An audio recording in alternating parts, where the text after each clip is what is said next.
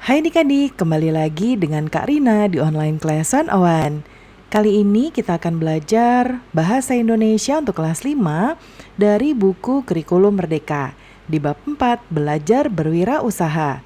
Kita akan bahas bagian 3 di halaman 86 sampai dengan 90. Yuk di-subscribe dulu, klik loncengnya, like dan share juga ya. Gimana kabar adik-adik hari ini? Semoga semuanya dalam keadaan sehat ya.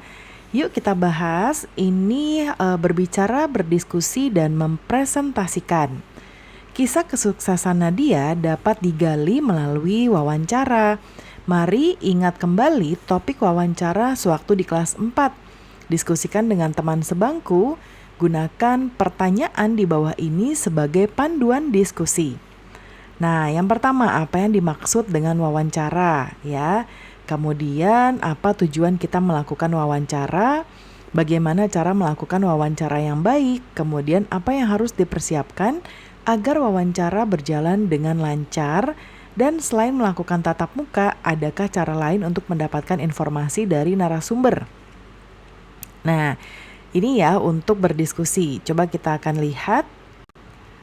Yuk kita jawab satu persatu ya, apa yang dimaksud dengan wawancara. Nah, Karina akan buka buku kelas 4.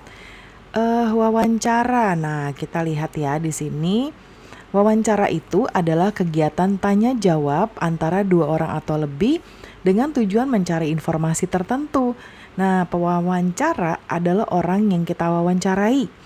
Yang mau wawancarai maksudnya ya. Jadi kalau adik-adik nanti yang akan mewawancarai, berarti adik-adik adalah pewawancara. Ya, kemudian orang yang nanti adik-adik tanyakan atau yang menjawab pertanyaan itu adalah narasumber. Ya, kita lihat pertanyaan berikutnya. Apa tujuan kita melakukan wawancara? Nah, tujuannya adalah kita coba cari ya informasinya di sini.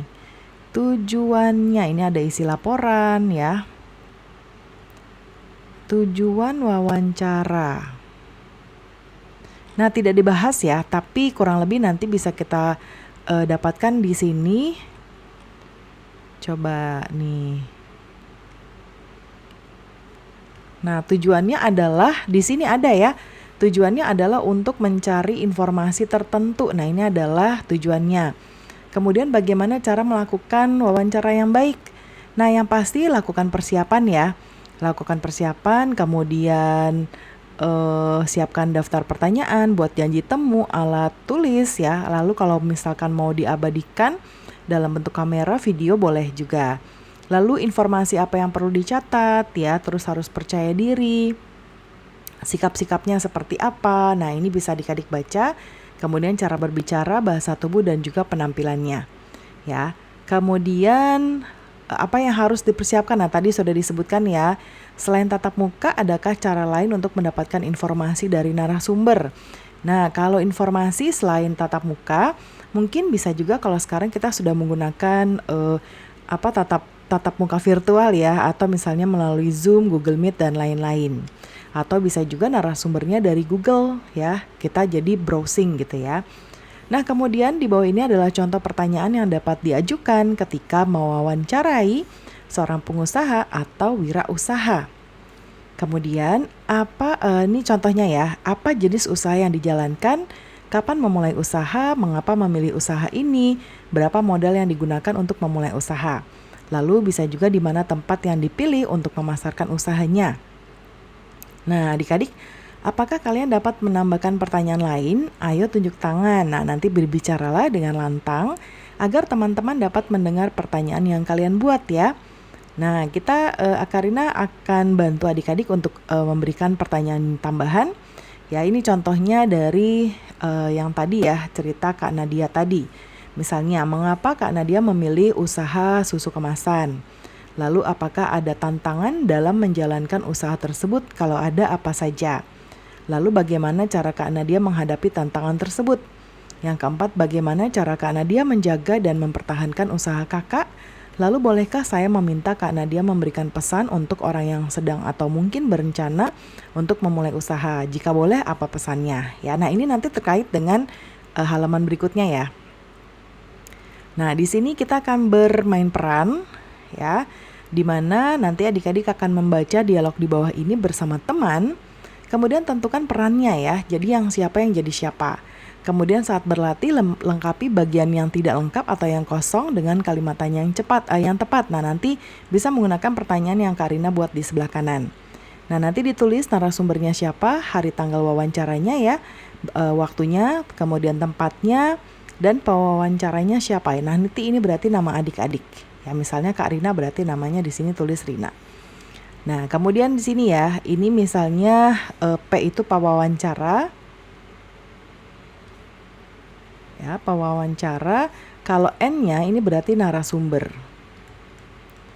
Ya, nanti bisa baca sambil baca aja, misalnya Karina jadi pewawancara, selamat pagi Kak Nadia. Lalu nanti temannya jawab, selamat pagi gitu ya.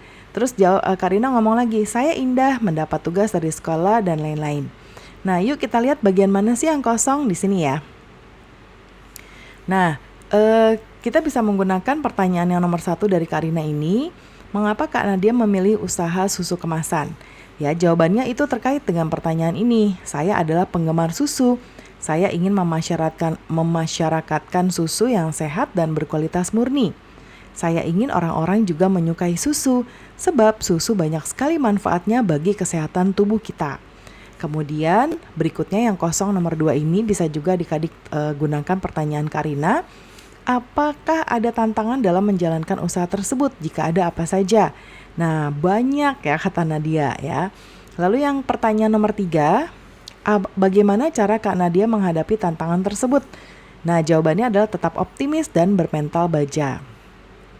Kemudian berikutnya pertanyaan yang nomor 4 di sini, bagaimana cara Kak Nadia menjaga dan mempertahankan usaha Kakak?